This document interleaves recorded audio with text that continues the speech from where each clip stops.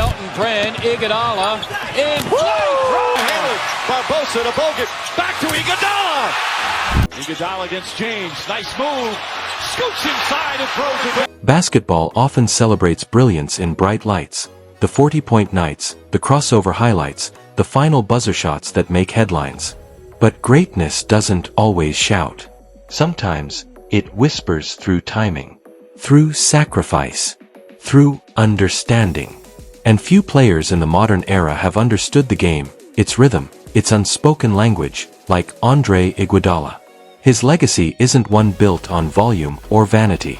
It's built on value. Real, often invisible value. The kind that can't always be captured by box scores, but changes everything when the stakes are highest. Over the course of nearly 2 decades, Iguodala became the kind of player championship teams need. A connector, a cerebral athlete, a defender of stars and a protector of culture. His game. Subtle. His impact. Monumental. Born on January 28, 1984, in Springfield, Illinois, Andre grew up in a working-class environment where nothing came easy, and everything had meaning. He wasn't the flashiest kid on the block, but he was relentless. From the start, his basketball instincts were obvious. He wasn't just playing, he was thinking. While other kids chased stats, he studied spacing. While others mimicked crossovers, he locked in on footwork and leverage. The mind came first, and the body soon followed. At Lanphier High School, Iguodala quickly made a name for himself as one of the most versatile and explosive players in the state. He was a high flyer, a lockdown defender, and an unselfish teammate. Colleges lined up, and he chose the University of Arizona, joining a proud tradition under Lute Olson that emphasized skill, team play, and basketball IQ. It was the perfect laboratory for someone like Andre, a player whose game was built not around dominance, but around completeness. At Arizona, he wasn't a 30-point scorer, but he did everything else: rebounded, passed, defended, communicated. He led without demanding attention.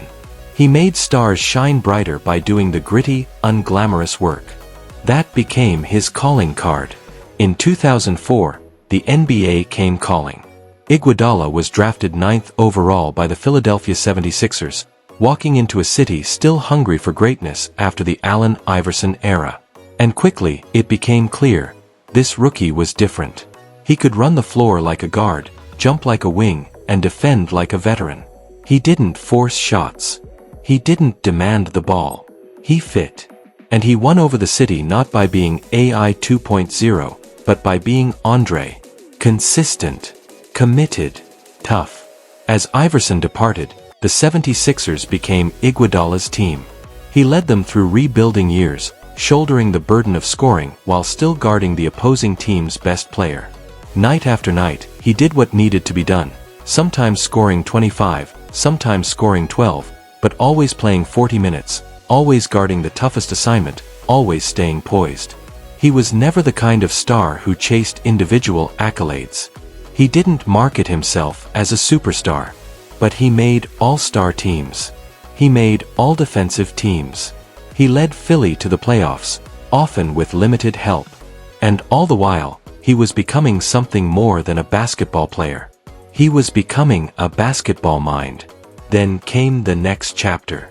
In 2013, Iguodala made what would become the most consequential decision of his career. He signed with the Golden State Warriors. At the time, the Warriors were a young, exciting team, led by Steph Curry, Klay Thompson, and a rookie head coach named Steve Kerr. They had promise, but they needed glue. They needed someone who understood the moments between the plays. Someone who could lead without ego. Someone who could defend anyone. They got all that, and more. Andre Iguodala's arrival in Golden State didn't just strengthen the roster. It transformed the culture. He brought professionalism, accountability, experience, and most importantly, sacrifice. He willingly came off the bench for the first time in his career. He didn't pout. He didn't push back. He embraced the role. And then, in 2015, everything changed. That season, the Warriors won 67 games, setting the stage for a title run. In the NBA Finals, they faced the Cleveland Cavaliers and a rampaging LeBron James. Through the first few games, the series was tight. Cleveland held leads. LeBron was dominant. The Warriors needed an answer. That answer was Andre Iguodala. Inserted into the starting lineup in Game 4, Iguodala became the LeBron stopper, if there is such a thing. He guarded the greatest player of the era with strength, intelligence, and relentless effort. He didn't shut LeBron down, no one could, but he slowed him, challenged him, frustrated him. And on the other end, he delivered clutch baskets, timely threes, and a calming presence. Golden State won the title.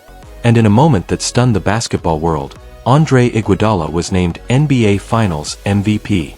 It wasn't because he scored the most points. It was because he tilted the series. He changed the flow. He made the Warriors work.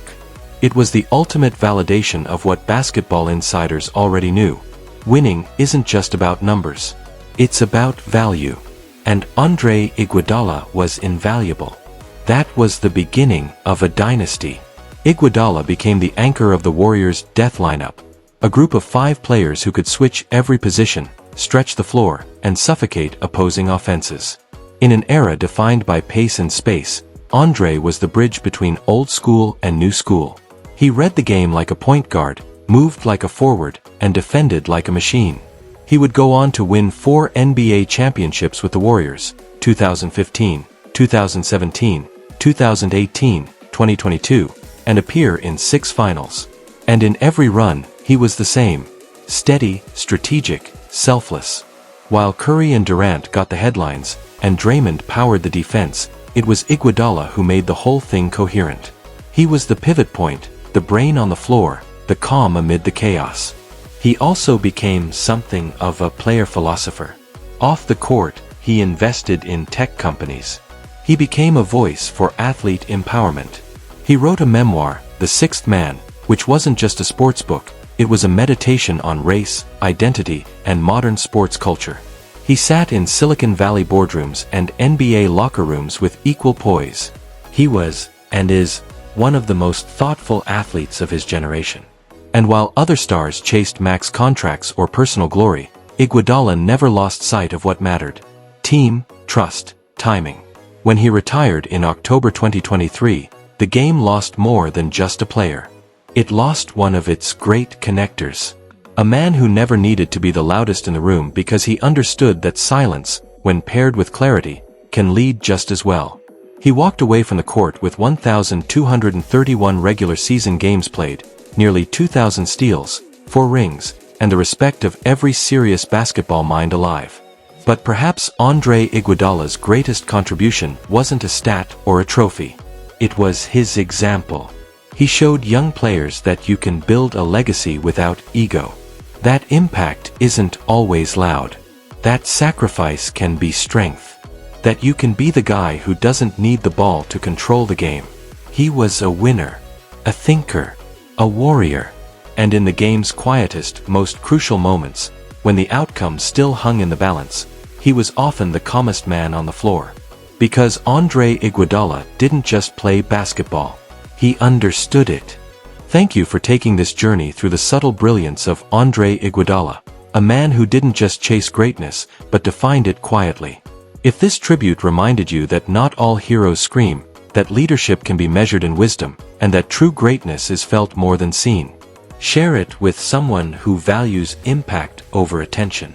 Subscribe for more deep tributes, because in the world of basketball, not every masterpiece makes the front page. Until next time, play with purpose, think before the pass, and remember, you don't have to lead with stats, you can lead with understanding.